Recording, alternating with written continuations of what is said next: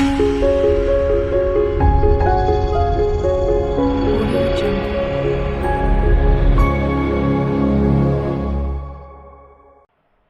Guys, welcome to biology revolution. आज हमारा हम 11th स्टैंडर्ड का जो कि चैप्टर नंबर 7 सेल डिवीजन है, इसका हम थर्ड लेक्चर आज देखने वाले हैं, जिसमें इसके पहले वाले लेक्चर में मैंने आपको माइटोसिस और उसी टाइम पे पढ़ाते टाइम आपको मैंने कुछ इसके सिग्निफिकेंस भी बता दिए थे, जो मैं आपको एक बार रीड करने बोला था। आइए चलिए हम स्टार्ट करते हैं। आज हमारा नेक्स्ट टॉपिक है जो कि मियोसिस के ऊपर है, लेकिन इससे पहले आपकी बुक में एक टॉपिक दिया है known as a death of a cell, जिसमें इतने बड़े पैराग्राफ में छोटा सा मीनिंग यही है आपको कि जहाँ पे भी अगर आपको कोई इंजरी की वजह से, बाहर की किसी एक्सीडेंटल चोट की वजह से अगर आपके कोई सेल्स की डेथ हो जाती है, जिसको हम टर्म देते हैं नेक्रोसिस, एंड जब भी हमारे बॉडी के अंदर कुछ चीज़ें प्रोग्राम तरीके से, एक बोलते हैं ना कि प्रॉपर मैनर में कोई सेल्स की डेथ की जाती है जानबूझ के, तो उस टाइम पे उसको हम बोलते हैं एपोप्टोसिस। जैसे अगर मान लेते हैं कि अगर हम बाइक वगैरह चला रहे, गलती से कोई एक्सीडेंट हो गया, हमको चोट लग गई, तो हमारे जो सेल्स है वो डैमेज हो गए, उनकी डेथ हो गई, जो कि टर्म करते हैं हम नेक्रोसिस को। लेकिन यही बात करें हम जब एम्ब्रियोनिक स्टेज में होते हैं ना, तो हमारे जो फिंगर्स के बीच में गैपिंग्स दिख रही है, ये उस टाइम पे जुड़ी हुई रहती है। कैसे डक की देखते हैं, डक में कैसे जुड़ा हुआ रहता है, ये वैसा हमारे में भी एम्ब्रियोनिक टाइम पे जुड़ा हुआ रहता है।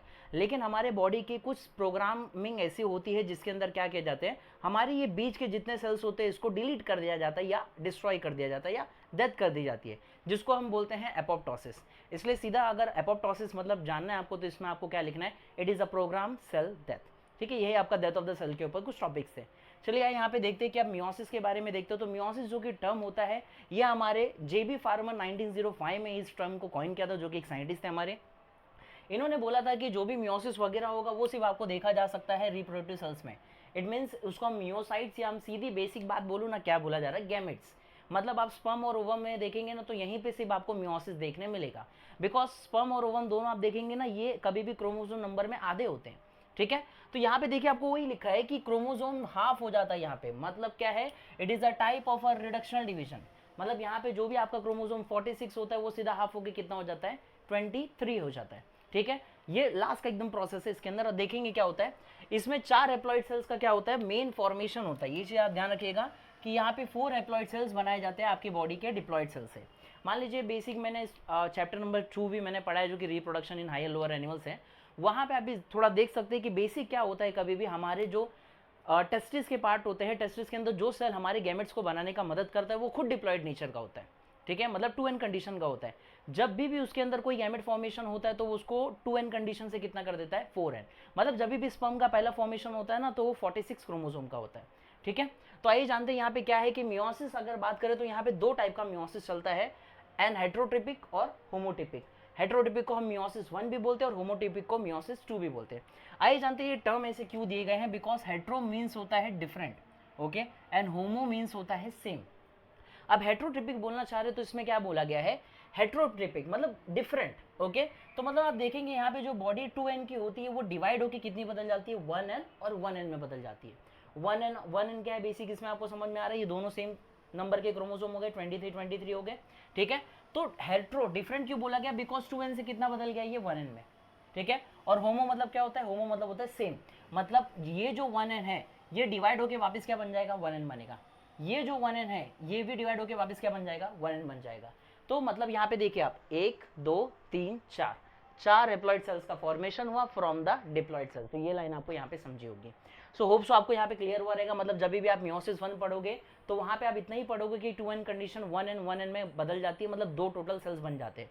वहीं मियोसिस 2 जब एंड होता है, तो आपको सीधा वो 1n से कितने मिलते हैं, टोटल 4 मिल जाते हैं। ठीक है, आइए जब हम इसको कंटिन्यूएशन करेंगे तो समझ में आएगा। जिसमें अगर बात करते हो जो मियोसिस 1 होता है, मियोसिस 1 में जो सबसे पहला फेज है उसका नाम क्या दिया गया है, प्रोफेस 1, या आपके माइटोसिस की तरह सिमिलर सुनाई दे रहा है, तो यहाँ पे थोड़ा अलग होने वाला है, बिकॉज प्रोफेस 1 जो है यहाँ पे एक लॉन्गर फेज होगा सबसे ज्यादा, और ये बहुत ज्यादा पेक्यूलर फेज होता है। इस बोलते हैं ना मेन कैरेक्टरिस्टिक फीचर देता है प्रोफेस 1 मियोसिस को। मतलब क्या कहना चाहते हैं यहाँ पे कि जो भी मियोसिस 1 है, उसके अंदर सबसे इंपॉर्टेंट स्टेप कौन सा है, प्रोफेस 1। ठीक है, यहाँ पे 1 आ रहा है, मतलब पता चल रहा है आपको क्या होगा, अभी ऐसे मेटाफेज 1, एनाफेज 1, टेलोफेज 1, उसके बाद वापस से जब मियोसिस 2 आप पढ़ोगे तो वहाँ पे भी सेम आएगा, तब उस टाइम पे आ जाएगा prophase 2, metaphase 2, anaphase 2, then telophase 2। तो इस तरीके से इसका डिवीजन है। तो आइए हम देखते हैं यहाँ पे सबसे पहला हेट्रोटिपिक के अंदर हमारे पास प्रोफेज 1 है जो कि सबसे ज़्यादा लॉन्गर फेस है। लॉन्गर फेस इसलिए बोला गया बिकॉज प्रोफेज के अंदर भी कुछ सब फेसेस है और टोटल हमारे पास 5 सब फेसेस होते हैं किसके अंदर से, वो से प्रोफेज 1 में। ओके, तो आइए जानते हैं इसके अंदर क्या क्या होने वाला है, जिसमें से सबसे पहला फेस का नाम क्या है, लेप्टोटीन। ठीक है, सबसे पहला फेस है लेप्टोटीन।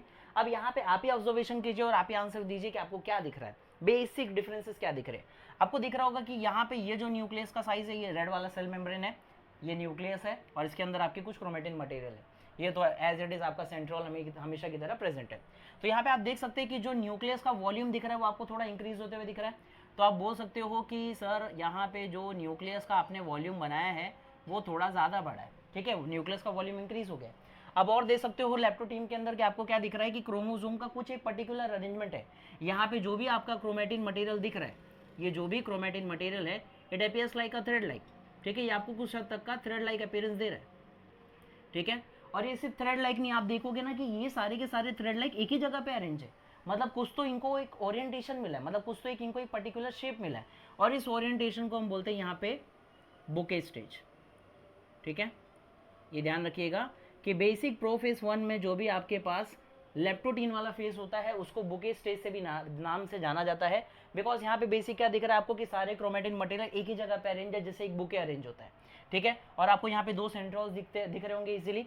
अब यहाँ पे क्या हो रहा है, आप जैसे जैसे देख सकते हैं सेंट्रियोल ऊपर के साइड मूव कर रहा है, वैसे वैसे क्रोमेटिन मटेरियल या क्रोमोसोम भी क्या करता है, यहाँ पे मूव करता है। ठीक है, तो ये आपका सबसे पहला लेप्टोटीन का फेस था जिसके अंदर आपको क्या क्या ध्यान रखना है, volume of the nucleus will get increase, you will get to see a chromosome at a particular stage or orientation known as a bouquet stage. Okay, in this a chromatin material look like a thread like appearance. Okay, आपको ये thread like appearance देता है। as the centrioles move chromosome also moves। तो ये आपके main 4 point होंगे जो कि बेसिक किसके होंगे, लेप्टोटीन के होंगे। चलिए इसके बाद हमारे पास सेकंड कौन सा है, जाइगोटीन है। जाइगोटीन में आप क्या देख सकते हैं, अब मैंने समझ लीजिए न्यूक्लियस के अंदर ही है, या भी पूरा इसी है। अब ये सिर्फ इसके अंदर न्यूक्लियर के अंदर क्या क्या चेंजेस हो रहा है वो मैं आपको यहाँ पे दिखाना चाहता हूँ। ओके, तो आइए मत समझिएगा कि जैसे प्रोफेज के बाद मेटाफेज के आते टाइम पे सब गायब हो चुका रहता है, न्यूक्लियर मेम्ब्रेन वगैरह, ऐसा भी यहाँ पे कुछ नहीं हुआ है।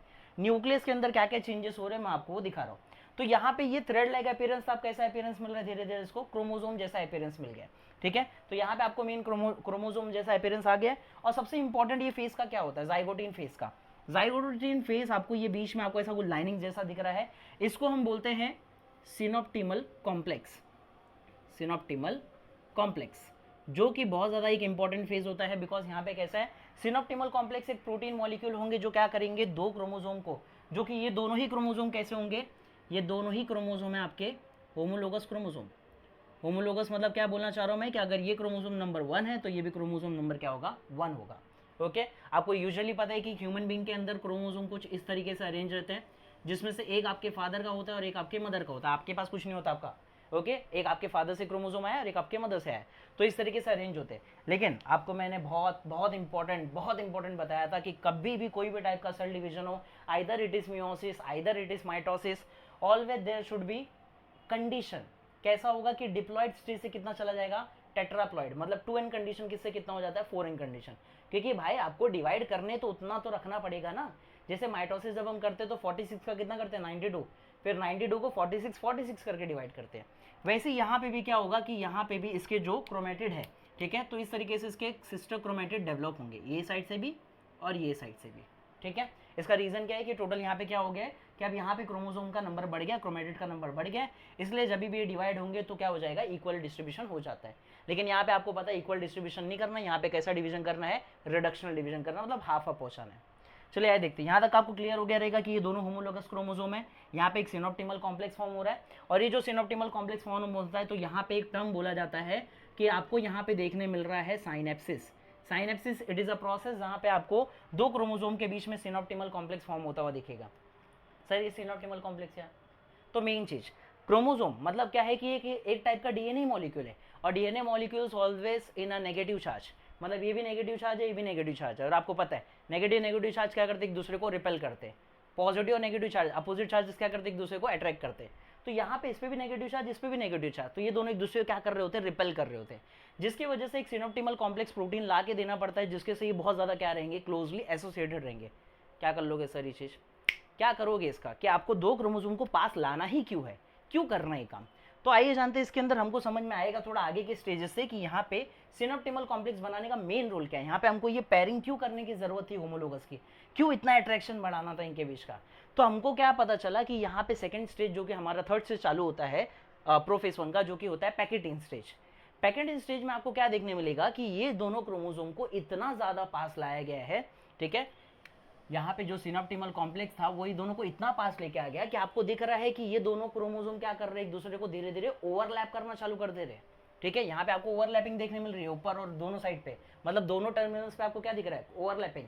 तो ये चीज ध्यान रखना, जो आपका पैकेटिंग स्टेज होता है यहाँ पे आप देखेंगे पॉइंट आपको मिलता है, ठीक है। जब ये दोनों के बीच में कैसे है कि थोड़ा ज्यादा अट्रैक्शन हो तो रिपल्शन की वजह से हो सकता है कि जो ऊपर का टर्मिनल पार्ट है वो थोड़ा सा अलग हो जाए, लेकिन इनका एक पॉइंट जॉइंट अटैच होता है हमेशा फिर भी, जिसको हम बोलते हैं काइजमेटा, ठीक है। ये स्टेज में आपको ध्यान रखना है कि किस चीज का फॉर्मेशन होता है, काइजमेटा का फॉर्मेशन होता है। सर ये स्टेज क्यों इतना जरूरी है, यहाँ पे आप देख सकते हैं कि टोटल आपके यहाँ पे क्या प्रेजेंट हो गया, टोटल 4 क्रोमेटिड फॉर्म हो चुकी हैं एक ही क्रोमोसोम के, 4 क्रोमेटिड, क्या 1 क्रोमेटिड, 2 क्रोमेटिड, 3 क्रोमेटिड, 4 क्रोमेटिड, ठीक है। 1 क्रोमेटिड, 2 क्रोमेटिड, 3 क्रोमेटिड, 4 क्रोमेटिड, मतलब टोटल एक क्रोमोसोम के पास कितने क्रोमेटिड हो गए, 4। तो आपको यहाँ पे कुछ ऐसा 4 क्रोमेटिड जैसा स्ट्रक्चर देखने मिल रहा है, या इसको आप डाइवेलेंट बोल सकते हैं बिकॉज 2 क्रोमोसोम है, या आप इसको टेट्राड भी बोल सकते हैं बिकॉज यहाँ पे क्या है कि टोटल 4 क्रोमेटिड एक क्रोमोसोम के पास प्रेजेंट है, ठीक है। तो यहाँ पे अलग अलग नाम से रखा गया बिकॉज अब यहाँ पे क्या है कि जो होमोलोगस क्रोमोसोम है ना, इनके नॉन सिस्टर क्रोमेटिड के बीच में पेयरिंग स्टार्ट हो जाएगा, जहां पे आपको सबसे इंपॉर्टेंट यहाँ पे काइजमेटा फॉर्म होते हुए दिख रहा है। इवन सबसे इंपॉर्टेंट टर्म आपको यहाँ पे क्या देना है कि there should be a recombination occur, आपको यहाँ पे रिकॉम्बिनेशन होते हुए दिख रहा है, और इसको आप क्या बोल सकते हो कि यहाँ पे आपको क्रॉसिंग ओवर देखते हुए दिखाई दिया है। क्रॉसिंग ओवर क्या होता है सर, तो आप यहाँ पे देख सकते हैं यहाँ पे ब्लू कलर का क्रोमोसोम था लेकिन इसका रेड कलर का कुछ क्रोमोसोम इसके पास आ गया, यहाँ पे रेड कलर का क्रोमोसोम था लेकिन इसका ब्लू वाला पार्ट कुछ इसके पास आ गया, इसी को सिंपली क्या बोलते हैं हम, रिकॉम्बिनेशन बोलते हैं। तो मतलब मैं आपको एक छोटे से टर्म में बता दूं तो मतलब क्या, एक्सचेंज ऑफ जेनेटिक मटेरियल, खत्म। Exchange of genetic material is known as recombination, okay.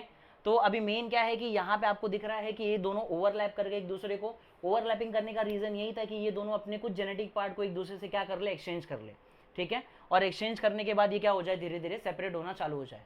तो सेपरेट तो होते हैं लेकिन टर्मिनल पार्ट से जब सेपरेट होते हैं तो एक पॉइंट यहाँ पे इनका जुड़ा हुआ रह जाता है जिसको हम क्या बोलते हैं, काइजमेटा बोलते हैं, ठीक है। काइजमेटा आपको एक क्रॉस लाइक अपीयरेंस देता है यहाँ पे, या आपको एक ऐसा अपीयरेंस देता है क्रॉस लाइक, ऐसा कुछ आपको अपीयरेंस दे रहा होता है ये, ठीक है। तो जहाँ पे क्रोमोसोम अभी तक का क्या हुआ है, सेपरेट आउट नहीं हुआ है। और ये जो काइजमेटा फॉर्म हुआ है ये किसके बीच में फॉर्म हुआ है, ये आपको किसके बीच में फॉर्म होते हुए दिख रहा है, ये आपको फॉर्म होते हुए दिख रहा है with in non sister chromatids के बीच में। अभी नॉन सिस्टर क्रोमेटिड क्या आ गया, एक खत्म नहीं होता कौन सा दूसरा आ जाता है। तो यहाँ पे अगर ये क्रोमोसोम नंबर 1 के अगर क्रोमेटिड प्रेजेंट है, इसी के देखो ये एक क्रोमेटिड है, ये इसकी बहन है, तो ये क्या हो गए, सिस्टर क्रोमेटिड। यहाँ पे एक क्रोमेटिड है, ये इसकी बहन है, तो ये क्या हो गए, सिस्टर क्रोमेटिड, ठीक है। लेकिन आपको देखने को मिल रहा है कि यहाँ पे जो जेनेटिक मटेरियल एक्सचेंज हो रहा है वो क्रोमेटिड के बिटवीन नहीं हो रहा है, कोई तो बाजू में दूसरा भी क्रोमोसोम है जो इसी की तरह दिखता है, ये भी 1 क्रोमोसोम नंबर 1 ही है, ठीक है। तो ये क्रोमेटिड है, ये इसकी बहन है, ये क्रोमेटिड है, इसकी बहन है, ठीक है, सिस्टर क्रोमेटिड है। अब इन दोनों के बीच में आपने चेंज होते हुए दिखा, क्रोमोसोम नंबर का ये छोटा सा और यहाँ का छोटा सा दिख रहा है आपको, यहाँ छोटा यहाँ छोटा, जो कि ये दोनों एक दूसरे के सिस्टर क्रोमेटिड नहीं है, ये खुद में सिस्टर क्रोमेटिड थे लेकिन एक दूसरे के नहीं होते। इसलिए हमने क्या लिखा कि यहाँ पे नॉन सिस्टर क्रोमेटिड के बीच में आपको काइजमेटा फॉर्म होते हुए दिखेगा, जो कि क्रॉस लाइक अपीयरेंस होता है, और ये आपको पैकेटिंग स्टेज में देखने मिलता है। क्यों होता है, बिकॉज यहाँ पे रिकॉम्बिनेशन और क्रॉसिंग ओवर अकर करने का जरूरत होता है। आइए चलते हैं हमारे थर्ड जो कि फोर्थ फेज है, जो कि हमारा क्या है, डिप्लोटीन। डिप्लोटीन में सीधा सिंपल क्या हो रहा होता है कि यहाँ पे एक ही इंपॉर्टेंट आपको टर्म याद रखना है कि यहाँ पे जो आपने पहला साइनोप्टिमल कॉम्प्लेक्स बनाया था, ठीक है, जो भी साइनोप्टिमल कॉम्प्लेक्स था, अब वो यहाँ पे धीरे धीरे क्या हो जाएगा, इट शुड बी डिसअपियर, मतलब क्या, धीरे धीरे अब यहाँ से गायब होना स्टार्ट हो जाएगा। तो आपको यहाँ पे साइनोप्टिमल कॉम्प्लेक्स गायब जब होते हुए दिखेगा थोड़ा थोड़ा, तो धीरे धीरे इनका रिपल्शन क्या हो जाएगा, और ज्यादा होगा, मतलब एक दूसरे से ही और दूर जाना चालू हो जाते हैं, ठीक है। तो डिप्लोस्टीन स्टेज में साइनोप्टिमल कॉम्प्लेक्स डिसअपियर हो जाता है और आपके क्रोमेटिड थोड़ा टर्मिनल पोजीशन से सेपरेट हो चुके होते हैं। तो यहाँ पे आपको सेपरेशन दिखता है, यहाँ पे आपको सेपरेशन दिखता है, जिसकी वजह से यहाँ पे कैसा दिख रहा है आपको कि यहाँ पे जेनेटिक मटेरियल एक्सचेंज हो चुका है, ये भी आपको क्लियरली विजिबल हो रहा है। देखिए जरूरी नहीं कि काइजमेटा डिसअपियर हो जाए, कभी कभी कुछ ऐसा होता है कि यहाँ पे काइजमेटा फॉर्म रहता है और ये डिप्लोटीन डाइकाइनेसिस, इसके बाद जो प्रोफेस खत्म होने के बाद मेटाफेस आता है ना, तो काइज मेटा कभी कभी मेटाफेस तक ही प्रेजेंट होता है, मतलब यहाँ पे क्रोमोसोम के बीच में छोटा सा अटैचमेंट रह ही जाता है, ठीक है। लेकिन मैं आपको यहाँ पे सेपरेशन करके इसलिए दिखा रहा हूँ ताकि आपको कंफर्मेशन हो जाए कि यहाँ पे रिकॉम्बिनेशन अकर हो चुका है, मतलब यहाँ पे कुछ तो जेनेटिक मटेरियल एक्सचेंज हो गया है। सर ये जेनेटिक मटेरियल एक्सचेंज करने का क्या जरूरत है, ऐसा माइटोसिस में क्यों नहीं करते? देखिए माइटोसिस जो भी होता है वो आपके बॉडी के अंदर ही होता है विद इन, और आपके बॉडी के अंदर सारे सेल्स कैसे दिखने चाहिए, सिमिलर दिखने चाहिए। अब यहाँ पे आपको दिख रहा होगा कि मदर का थोड़ा सा पार्ट इसके पास आ गया और फादर वाला पार्ट इधर चला गया, तो मतलब अगर ये आगे जाके स्पर्म बनते हैं, ठीक है, मान लीजिए कि ये जो था ये फादर का था और ये जो है ये मदर का है, तो आगे जाके अगर मान लेता हूँ कि कोई एक भी इसके अंदर स्पर्म बनता है तो क्या होगा कि आपको एक कैरेक्टर देखने मिलेगा जिसमें फादर का ज़्यादा कैरेक्टर और थोड़ा बहुत मदर का कैरेक्टर देखने मिलेगा। मतलब मैं हूँ तो मैं मेरे पापा से ज़्यादा सिमिलर हूँ, लेकिन कुछ कुछ कैरेक्टर मेरी मम्मी के भी होंगे, समझ में आ रहा है। अगर वहीं अगर मम्मी वाला जाता है तो क्या होगा, तो मम्मी वाले के टाइम पे मेरा ज़्यादा कैरेक्टर मम्मी की तरह मिल रहा है, लेकिन कुछ कैरेक्टर भी कैसे फादर की तरह है। मतलब सीधी बात है कि रिकॉम्बिनेशन लाना या क्रॉसिंग ओवर लाना क्यों जरूरी होता है, बिकॉज आगे के जनरेशन में क्या आना चाहिए, कुछ ना कुछ वेरिएशन आना चाहिए, ना कि वो अपने पप्पा की तरह सिमिलर दिखे, क्लोन बन जाए उनका, ऐसा नहीं चाहिए। इसलिए मियोसिस होता है ताकि थोड़ा बहुत वेरिएशन आए नेचर के अंदर। ओके चलिए आगे लास्ट हमारा देखते हैं जो कि है डाइकाइनेसिस के ऊपर। डाइकाइनेसिस आपको क्या बताना चाह रहा है, आपको क्या दिख रहा है, आप खुद ही ऑब्जर्वेशन कीजिए यहाँ पे, ठीक है। मैंने आपको बोला था ये जो भी मैं पार्ट बना रहा हूँ ये सारा, ये अभी आपका न्यूक्लियस के अंदर का चेंजेस ही बता रहा हूँ, इसलिए मैंने ये डायग्राम पूरा बनाया यहाँ पे कि न्यूक्लियर के अंदर जब चेंजेस हुआ, डाइकाइनेसिस आपका डिप्लोटिंग खत्म होता है, तो आपके कुछ ऐसे क्रोमोसोम दिख रहे होते हैं, ठीक है। अब यहाँ पे क्या स्टार्ट हो जाएगा, डाइकाइनेसिस के अंदर प्रॉपर आपके पास अभी भी 4 टेट्राड मतलब क्या है 4 क्रोमेटिड प्रेजेंट है, लेकिन इनके बीच में जेनेटिक मटेरियल एक्सचेंज हो चुका है। सम टाइम यहाँ पे क्या होता है कि काइज मेटा क्या होता है डिसअपियर नहीं होता, वो टिल मेटाफेज तक का क्या होता है प्रेजेंट हो सकता है, ठीक है। तो ऐसा सब हमारे पास हो सकते हैं। बस इसके अंदर आपको क्या देखने मिल रहा है कि न्यूक्लियर मेम्ब्रेन धीरे धीरे आप देख सकते हो डिसअपियर होता हुआ दिख रहा है। ये आपको जो न्यूक्लियोलस है ये भी यहाँ पे क्या हो रहा है, धीरे धीरे डिसअपियर हो रहा है, और डिसअपियर होने के बाद जब ये पूरा गायब हो चुका रहेगा तो डायरेक्ट क्या दिखेगा आपको कि यहाँ पे जो आपके सेंट्रियोल्स है वो अपोजिट पोल पे चले गए और उन्होंने स्पिंडल फाइबर क्या कर दिया यहाँ पे प्रोड्यूस कर दिया है। तो यहाँ पे आप क्या क्या चीज़ों का पॉइंटर लिख सकते हो इंपॉर्टेंटली, कि यहाँ पे आप बोल सकते हो कि समटाइम्स द काइजमेटा जो होते हैं आपके इट एग्जिस्ट टिल मेटाफेज, कभी कभी कैसा रह जाएगा यहाँ पे काइज मेटा मेटाफेज तक का रह सकता है, मतलब इनके बीच में कुछ ना कुछ थोड़ा बहुत क्या रहेगा कनेक्शन बिटवीन रहेगा, एक्स वाला फॉर्मेशन प्रेजेंट रहेगा, ठीक है। और क्या दिख रहा है आपको यहाँ पे कि जो न्यूक्लियर मेम्ब्रेन है एंड न्यूक्लियोलस है ये आपको धीरे धीरे डिसअपियर होते हुए दिख रहे हैं, गायब होते हुए दिख रहे धीरे धीरे, ठीक है। इवन आपको यहाँ पे बेसिक क्या दिख रहा है कि यहाँ पे आपका स्पिंडल एपेरेटस या जो भी आपने बोला स्पिंडल फाइबर, ये क्या हो गया यहाँ पे अपीयर होना चालू हो गया, ठीक है। ये आप देख सकते हैं कि सेंट्रियोल्स अपोजिट पोल पे मूव कर चुके और स्पिंडल फाइबर को यहाँ पे अराइज कर चुके। जो भी ऑब्जर्वेशन आपको दिखा है वही चीज़ आपको यहाँ पे बस लिखना है, ठीक है। तो कुछ पॉइंट मैंने अगर नहीं लिखे तो प्लीज़ आप उस चीज़ को जो मैंने पॉइंट बोले हैं वो आप यहाँ पे लिख सकते हैं। तो यहाँ तक का हमारा बेसिक क्या कंप्लीट हो जाता है, प्रोफेज 1 कंप्लीट हो जाता है। अब आगे हम देखते हैं हमारे पास कि कैसे मेटाफेज चलता है। ओके नेक्स्ट टॉपिक हमारा जो कि है मेटाफेज 1 के ऊपर, जो कि हमने अभी देख लिया कि प्रोफेज 1 कैसे कंप्लीटेड हो गया हमारे लॉन्गर फेज के अंदर, जिसमें हमने देखा कि हमारे 5 फेजेस कंप्लीट हो गए, जिसमें leptotene, zygotene, pachytene, diakinesis, diplotene वगैरह थे, ठीक है। अब इसके बाद मेन कैसा था कि जैसे हमारा प्रोफेज का मेन जितना भी न्यूक्लियर चेंज था वो खत्म हो गया, तो मतलब क्या कि अब यहाँ से धीरे धीरे कौन सा फेज स्टार्ट हो जाएगा, मेटाफेज। अब इसमें कैसा है कि मेटाफेज 1 में देखेंगे तो क्या होगा आपको, ये तो सिंपली जो आपने माइटोसिस में पढ़ा वो यहाँ पे भी पढ़ना है आपको, कि इसके अंदर आपको क्या दिख रहा है कि न्यूक्लियर मेम्ब्रेन डिसअपियर हो चुका है, जो कि मैंने आपको पहले भी बोला था कि start to disappear, nucleolus start to disappear, और स्पिंडल फाइबर यहाँ पे क्या हो जाता है, अरेंज हो जाता है। तो आपको क्या दिख रहा है कि यहाँ पे जो भी आपके सेंट्रियोल्स है, बेसिकली जो सेंट्रियोल्स है वो अपोजिट पोल्स पे मूव कर चुके हैं, ठीक है, टोटली अपोजिट पोल पे क्या हो गए, मूव हो चुके हैं। आगे आपको बेसिक क्या समझ में आ रहा है कि जो स्पिंडल फाइबर है वो भी अराइज हो चुका है, तो यहाँ पे क्या अराइज हो गया है, यहाँ पे अराइज हो गया है मेन स्पिंडल फाइबर। ओके इतना ही नहीं, आपको यहाँ पे जो क्रोमोसोम है वो भी कैसा दिख रहा है, काफ़ी ज़्यादा क्लियरली विजिबल दिख रहा है, chromosome clearly visible. Okay next आपको इसके अंदर और क्या देखने मिलेगा कि क्रोमोसोम तो क्लियरली विजिबल है, लेकिन वो देख सकते हैं आप अपने जेनेटिक मटेरियल के एक्सचेंज के साथ विजिबल है, जो कि हमने डाइकाइनेसिस में देखा था कि जेनेटिक मटेरियल टोटली यहाँ पे क्या हो गया, एक्सचेंज हो गया, मतलब रिकॉम्बिनेशन क्रॉसिंग ओवर कर चुका है, ठीक है। अभी देखो रिकॉम्बिनेशन और क्रॉसिंग वर्ड जब भी मैं आपको बोलूँ तो इसका मतलब हमेशा सेम ही है, कुछ अलग वर्ड में आपको टर्म नहीं बता रहा हूँ। ओके तो अभी यहाँ पे क्या होने वाला है कि क्रोमोसोम क्लियरली विजिबल, इवन आपके जो क्रोमोसोम है, जो भी आपके क्रोमोसोम है वो आप देखेंगे कुछ हद तक का कैसे अपियर हो चुके हैं इक्वेटर पे, ठीक है, इक्वेटर पे क्या हो चुके हैं, ये अरेंज हो चुके हैं, अब यहाँ पे आप देख सकते हैं कि जो एक सेंट्रियोल है वो अपोजिट पोल पे चले गए हैं, और ये जो आपके मेन क्या बोल सकते हैं क्रोमोसोम है, ये इक्वेटर पे अरेंज हो गया।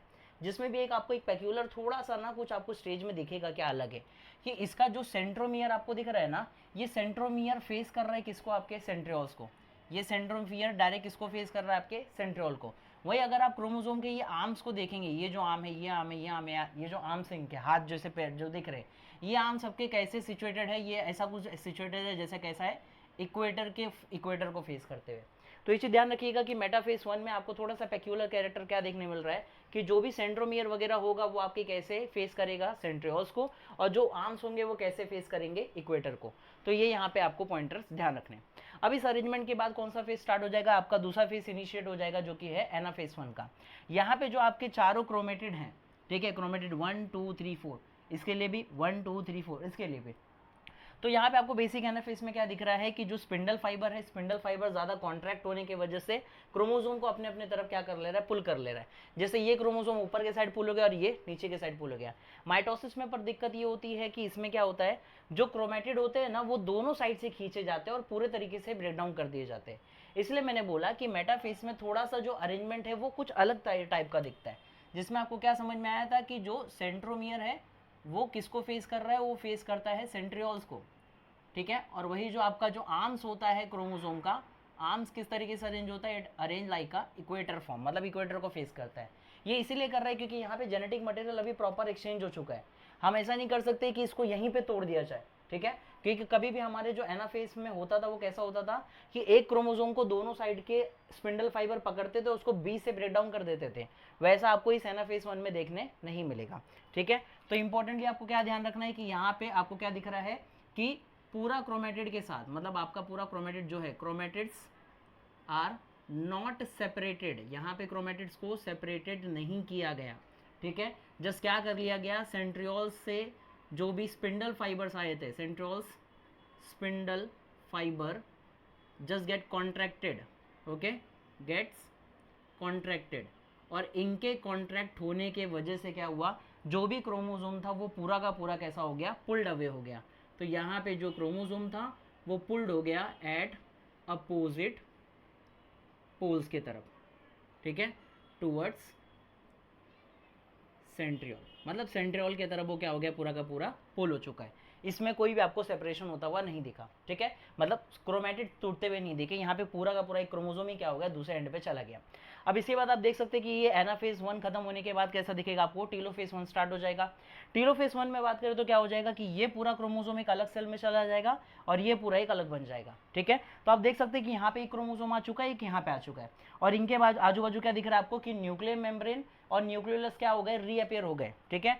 तो टीलोफेज में आप क्या लिख सकते हो कि nuclear membrane and nucleolus they both are reappeared, ठीक है। ये दोनों कैसे हो गए, यहाँ पे ये दोनों रीअपियर हो गए, ठीक है, रीअपियर्स, ये आपको ध्यान रखना है। इवन आपको कैसा दिख रहा है कि दोनों के दोनों क्रोमोसोम प्रॉपर क्या हो गए, सेपरेटेड आउट हो गए। न्यूक्लियर मेम्ब्रेन न्यूक्लियोलस तो अपीयर हो रहा है, यहाँ पे जो सेंट्रियोल्स है वो भी अलग हो जाएगा, और यहाँ पे इसका धीरे धीरे अनकॉइलिंग स्टार्ट हो जाता है। ये भी इंपॉर्टेंट है कि टीलोफेज 1 में इसका अनकॉइलिंग हो जाएगा वापस से, जैसा ये पहले स्टेज में था, ठीक है। लेकिन यहाँ पे जेनेटिक मटेरियल के एक्सचेंज के साथ टीलोफेज में ये चीज़ें प्रेजेंट होती है। तो होप सो यहाँ तक आपको समझ में आ गया रहेगा। ये एग्जैक्टली आपका माइटोसिस है, आप माइटोसिस देखेंगे तो आपको यहाँ पे पूरा समझ में आ जाएगा कि कैसे होता है। एज इट इज सेम रहेगा। यहाँ पे आपको दिख रहा है, आपको थोड़ा सा कंस्ट्रिक्शन दिख रहा है, ये कंस्ट्रिक्शन धीरे धीरे, या इसको फरो बोल सकते हैं, धीरे धीरे डीप होते जाएगा, और डीप होने के साथ साथ ये दोनों सेल क्या हो जाएंगे, अलग हो जाएंगे। बस नेक्स्ट पॉइंटर में आपको क्या ध्यान रखना है कि यहाँ पे क्या हुआ है, 2 डॉटर न्यूक्लियाई यहाँ पे क्या हो चुके हैं, फॉर्म हो चुके हैं। 2 डॉटर न्यूक्लियाई फॉर्म हो गए हैं विथ ये इंपॉर्टेंट पॉइंट है, 2 डॉटर न्यूक्लियाई अलग अलग हो चुके हैं with their haploid set of chromosome. अब यहाँ पे ध्यान रखिएगा, यहाँ पे क्या है, हैप्लॉइड सेट ऑफ क्रोमोसोम के साथ। अब आप देख सकते हैं कि यहाँ पे जो भी क्रोमोसोम अलग हो चुके हैं, अब वो कैसे हैं, डिप्लॉइड नेचर के नहीं रहे, अब ये कैसे हो चुके हैं, हैप्लॉइड नेचर के हो चुके हैं। पहले ये एक ही सेल के अंदर प्रेजेंट थे, कैसे थे, डिप्लॉइड नेचर के थे, ये भी क्रोमोसोम नंबर 1 था, ये भी क्रोमोसोम नंबर 1 था। लेकिन अब ये दोनों एक अलग अलग सेल्स के अंदर, एक अलग अलग न्यूक्लियाई के अंदर चले गए, तो मतलब कंडीशन जब 2n थी, अब वो कैसे हो गई है, 1n हो चुके हैं, ठीक है। तो यहाँ तक का आपका जो हेटेरोटिपिक डिवीजन था, मियोसिस 1, ये यहाँ तक का कंप्लीट हो गया। ये दोनों ही होमोलोगस क्रोमोसोम थे, ये क्रोमोसोम नंबर 1 था, ये भी क्रोमोसोम नंबर 1 था, यहाँ पे कुछ जेनेटिक मटेरियल जस्ट एक्सचेंज हुए थे। अब ये जब 1 और 1, कभी भी आपको पता है कि एक ह्यूमन बींग के अंदर जो भी क्रोमोसोम अरेंज होते हैं वो पेयर्स में होते हैं, 1-1 के 2 होते हैं, 2-2 के 2 होते हैं, 3-3 के 2 होते हैं, ऐसे करते हैं 23 तक 2-2 होते हैं हमारे पास। लेकिन यहाँ पे अब क्या हो चुका है, जो क्रोमोसोम नंबर 1 है वो एक अलग सेल में चला गया और यहाँ का एक क्रोमोसोम नंबर 1 एक अलग सेल में चला गया, ठीक है, जो कि आगे स्पर्म बनने का ही तैयारी कर रहा है। तो 2n कंडीशन से कितना हो गया, 1n और 1n हो गया। तो इसे ध्यान रखिएगा, 2 डॉटर न्यूक्लियर फॉर्म हुए with their haploid set of chromosome के साथ यहाँ पे आ गए, ठीक है, डिप्लॉइड से हैप्लॉइड हो चुका है। देन ये क्या हो जाएगा, साइटोकाइनेसिस में चला जाएगा, जो कि साइटोकाइनेसिस 1 है, और ये पूरा अलग होने के बाद क्या हो जाएगा, 2 हैप्लॉइड सेल का फॉर्मेशन हो जाएगा। इसी के बाद जो सेल होगा वो goes for the interkinesis. Interkinesis मतलब होता है रेस्टिंग फेज, आराम करेगा। अब देखो भाई, इतना बड़ा स्टेज तुम चलाओगे तो थोड़ा तो आराम चाहिए ही चाहिए। तो यहाँ पे ध्यान रखिएगा, यहाँ पे कौन सा फेज आ जाएगा, इंटरफेस आ जाएगा, ठीक है। इंटरफेस मतलब क्या था, रेस्टिंग फेस, मतलब जहाँ पे सेल्स क्या करेंगे, कुछ टाइम के लिए रेस्ट करेंगे ताकि प्रॉपर बाद में और भी डिविजन्स के लिए सारी चीज़ों का प्रिपरेशन किया जा सके, ठीक है। इसमें क्या बोला गया है कि some cases telophase 1 not occur, मतलब कभी कभी ये फेस आता ही नहीं है। यहाँ पे एनाफेज हुआ ना, एनाफेज डायरेक्टली जंप कर जाता है प्रोफेज 1 में, प्रोफेज 2 में। तो यही चीज बोला गया, in some cases telophase 1 not occur, जबकि एनाफेज 1 डायरेक्टली जंप करके किस में आ जाएगा, प्रोफेज 2 में आ जाएगा, जो कि मियोसिस 2 का पार्ट होता है, ठीक है। तो आइए यहाँ तक आपका मियोसिस 1 कंप्लीट हो गया, जो कि हेट्रोटिपिक डिवीजन था। अब हम स्टार्ट करते हैं मियोसिस 2, जो कि कैसा डिवीजन है, ये एक टाइप का होमोटिपिक डिवीजन है। होमोटिपिक मतलब क्या, कि 1n मतलब हैप्लॉइड कंडीशन अब और क्या होगी, हैप्लॉइड कंडीशन में ही बदलते रहेंगे, ठीक है। मतलब सीधी सीधी बात बोलो, सिंपल सिंपल एकदम, meiosis 2 is same as, is totally same as mitosis. Totally मतलब जैसा आपने माइटोसिस में पढ़ा ना, वही आंसर यहाँ पूरा लिख दो, सेम है, ठीक है। क्योंकि यहाँ पे एज इट इज वही होने वाला है। क्यों, क्योंकि आपको हैप्लॉइड से और हैप्लॉइड सेल ही बनाने, तो हैप्लॉइड से हैप्लॉइड ही, मतलब इक्वेशनल डिवीजन कब होता है, ओनली इन माइटोसिस। मतलब यहाँ से जो प्रोसेस आप पढ़ोगे एज इट इज कैसा रहेगा, माइटोसिस की तरह। यहाँ पे आपको क्या दिख रहा है कि जो क्रोमोजोम है यहाँ पे एक ऐसा है, क्लियरली विजिबल है, ठीक है। मतलब यहाँ पे chromosome with their chromatid visible है, ठीक है, क्रोमेटेड के साथ विजिबल है। कितना क्रोमेटेड दिख रहा है आपको, 2 क्रोमेटेड दिख रहा है, ये और ये, टोटल 2 क्रोमेटेड आपको दिख रहे हैं, मतलब सिस्टर क्रोमेटेड के साथ ये विजिबल है। इवन इसके आजू बाजू न्यूक्लियर मेम्ब्रेन होती है, लेकिन वो धीरे धीरे कैसे होने लगती है, डिसअपियर होने लगती है, जो आपने प्रोफेस में पहले भी पढ़ा है कि न्यूक्लियर मेम्ब्रेन धीरे धीरे डिसअपियर होगा, जो न्यूक्लियर लस होता है वो धीरे धीरे डिसअपियर हो रहा होता है। सेंट्रियोल क्या हो जाते हैं, डुप्लीकेट हो जाते हैं। मतलब क्या है यहाँ पे कि मैं आपको बोल रहा हूँ कि न्यूक्लियर मेम्ब्रेन एंड न्यूक्लियोलस, मैं सब आपको लिख के देता हूँ अच्छे से। यहाँ पे क्या हो गया है, डिसअपियर हो गए, start to disappear, okay. Centrioles क्या हो चुके हैं, तो सेंट्रियोल्स सर डुप्लीकेट हो चुके हैं, ठीक है, डबल हो चुके हैं। अब इसमें क्या दिख रहा है आपको कि सेंट्रियोल्स जैसे से अपोजिट पोल की तरफ मूव करेगा, तो इसी फेज के अंदर थोड़ा बहुत आपको स्पिंडल फाइबर का फॉर्मेशन भी देखने मिल सकता है, ठीक है, स्पिंडल फाइबर फॉर्मेशन भी होगा यहाँ पे आपके प्रोफेज 2 में, ठीक है। तो ये सारे पॉइंटर्स थे आपके किसके लिए, प्रोफेज 2 के लिए। बाद में ये प्रोफेज 2 किस में चला जाएगा, मेटाफेज 2 में। देखो यहाँ पे जो ये क्रोमोसोम बनाया ना मैंने, ये एक ही सेल के लिए बनाया भैया, समझ में आ रहा है। जब ये पूरा टोटली डिवाइड हो जाएगा 2 सेल में, तो अभी ये एक सेल प्रोफेज मियोसिस 2 कंप्लीट करेगा, वैसे ये भी सेल क्या करेगा, मियोसिस 2 कंप्लीट करेगा, ठीक है। तो अभी मैं आपको सिर्फ ये एक ही सेल के बारे में बता रहा हूँ कि ये एक सेल कैसे डिवाइड करेगा, ठीक है, कैसे अपना हैप्लॉइड से और हैप्लॉइड बनेगा। तो यहाँ तक का होप्स आपको समझा कि क्रोमोसोम अपने दोनों सिस्टर क्रोमेटिड के साथ प्रेजेंट है, अपना न्यूक्लियर मेम्ब्रेन न्यूक्लियोलस डिसअपियर हो रहा है, सेंट्रियोल डुप्लीकेट हो गए, और ये सेंट्रियोल अपोजिट पोल की तरफ मूव करते करते क्या रिलीज कर रहे हैं, स्पिंडल फाइबर। अब यहाँ पे आपको दिख रहा है कि जो भी आपका क्रोमोसोम है वो अपने क्रोमेटिड के साथ कैसा अपीयर हो रहा है, अभी यहाँ पे ये एट इक्वेटर पे ही है, ठीक है, एट इक्वेटर इट अरेंज्ड। यहाँ पे जो भी क्रोमोसोम है वो आपका इक्वेटर की तरफ अरेंज हो गया प्रॉपरली, ठीक है। यहाँ पे स्पिंडल फाइबर भी अराइज हो चुके हैं, स्पिंडल फाइबर आप बोल सकते हो अराइज नहीं, यहाँ पे आप लिख सकते हो कि इट अटैच टू क्रोमोसोम का सेंट्रोमियर, जो बीच में ऐसा सर्कल डिस्क जैसा शेप दिखता है, ये सर्कल वाला, इसको हम क्या बोलते हैं, सेंट्रोमियर। तो जो भी स्पिंडल फाइबर अराइज होने के साथ साथ वो किसके साथ जुड़ गए, उनके सेंट्रोमियर के साथ अटैच हो चुके हैं, ठीक है। अब यहाँ पे क्या होगा कि यहाँ से स्टार्ट हो जाएगा आपका कौन सा फेज, एनाफेज 2, जहाँ पे ये स्पिंडल फाइबर धीरे क्या हो जाएंगे, यहाँ पे यही स्पिंडल फाइबर क्या होगा, कॉन्ट्रैक्ट होगा, ठीक है। और कॉन्ट्रैक्ट होने की वजह से क्या हो जाएगा, अपने ये सिस्टर क्रोमेटिड के साथ क्या हो चुके रहेंगे, सेपरेट। यही चीज़ आपको इसमें देखने नहीं मिला था। यहाँ पे ये पूरा क्रोमोसोम उठा के, यहाँ पे क्या हुआ था, यहाँ पे पूरा क्रोमोसोम उठा के ले गए थे, यहाँ पे क्या कर रहे हैं, सिस्टर क्रोमेटिड को बीच से ब्रेक करके क्या कर देते हैं, अलग कर देते हैं। तो यहाँ पे ध्यान रखिएगा कि सिस्टर क्रोमेटिड गेट सेपरेटेड। ये इंपॉर्टेंट पॉइंट रहेगा आपके लिए, ये चीज ध्यान रखिएगा कि यहाँ पे सिस्टर क्रोमेटिड क्या हो चुके हैं, सेपरेट हो चुके हैं और मूव कर रहे हैं toward the opposite pole like a bunch of banana, जो आप हमेशा बोलते हो। ठीक है, तो यहाँ पे एनाफेज 2 क्या हो गया आपका, यहाँ पे कंप्लीटेड हो गया। एनाफेज 2 के बाद मेन आ जाता है आपका टीलोफेज 2। ठीक है, टीलोफेज 2 में क्या दिखेगा, नॉर्मल सा जो आपने इधर पढ़ा सेम पॉइंट उठा के उधर लिखो। क्या लिखोगे, nuclear membrane start to reappear, nucleolus start to reappear. ठीक है, इसी के साथ आपको क्या दिख रहा है कि यहाँ पे आपके टोटल हेप्लॉइड सेल्स क्या हो चुके हैं, सेपरेट आउट हो चुके हैं। ठीक है, अब यहाँ पे आपको क्या दिखेगा और क्या बता सकते हो आप कि यहाँ पे एक फरो का फॉर्मेशन हो रहा है, जो डीप होते होते क्या कर देगा, ये दोनों सेल को अलग कर देगा। क्लियर है यहाँ पे बात, तो यहाँ तक का होप्स आपको समझा रहेगा कि यहाँ पे दोनों बेसिक क्या होगा, एक क्रोमोसोम जो सिस्टर क्रोमेटिड के साथ अलग हुए थे वो एक अलग पार्ट में चला गया, एक अलग पार्ट में चला गया। अब इसी के साथ it is followed by the cytokinesis. तो जब साइटोकाइनेसिस होगा तो यहाँ पे ये क्रोमोसोम वापस से कैसा हो जाएगा, ये पूरा एक सेल अलग हो गया, ये सेल अलग हो गया। तो यहाँ पे आपको क्या दिख रहा है कि जो भी आपका क्रोमोसोम वगैरह है वो पूरा अनकॉइल्ड हो चुका है। ठीक है, कॉइल्ड होने की वजह से उसने कुछ इस तरीके का शेप पकड़ा था, लेकिन अनकॉइल्ड हो गया तो वो ऐसा हो जाता है। क्लियर है, यहाँ तक समझ में आया। अब बोलोगे सर ये क्रोमोसोम ऐसा क्यों बना है, देखो मैंने आपको अभी बताया कि कभी भी एक ह्यूमन बींग के अंदर क्रोमोसोम कुछ इसी तरीके से हमेशा अरेंज रहते हैं। ठीक है, ये भी क्रोमोसोम नंबर 1, ये भी क्रोमोसोम नंबर 1, लेकिन जब इनको मियोसिस या माइटोसिस करना होता है तो ये लोग क्या करते हैं, कुछ इस तरीके से अपना क्या कर लेते हैं, अपना सिस्टर क्रोमेटिड डेवलप करते हैं ताकि ये अपने आप को डेवलप कर पाए। मतलब क्या रहेगा, कंडीशन पहले 2n थी, अब कंडीशन कितनी हो गई, 4n हो गई। ठीक है, अब 4n से क्या हुआ, सबसे पहले आपका कि 4n डिवाइड हो गया टोटल 2 पार्ट में। जब इसका मियोसिस 1 हो रहा होता तब ये 2 पार्ट में डिवाइड हुआ, इधर 2n कंडीशन थी, इधर 2n कंडीशन आ रही थी।